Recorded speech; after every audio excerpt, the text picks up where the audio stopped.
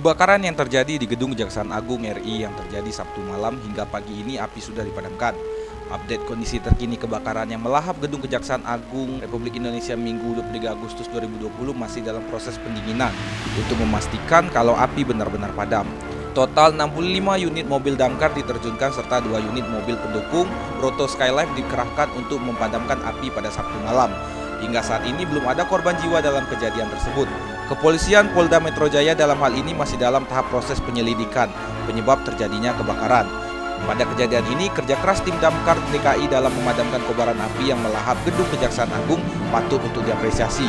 Kronologis kebakaran yang melahap Gedung Kejaksaan RI di Kebayoran Baru, Jakarta Selatan diketahui pukul 19 waktu Indonesia bagian Barat. Kepala Pusat Penerangan Hukum atau Kapus Penkum Kejaksaan Agung Hari Satio mengatakan berdasarkan laporan sementara, kebakaran gedung tersebut berasal dari lantai 6 yang merupakan bagian kepegawaian.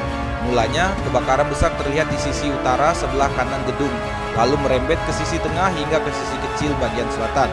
Api merembet begitu cepat, dikutip dari Kompas.com.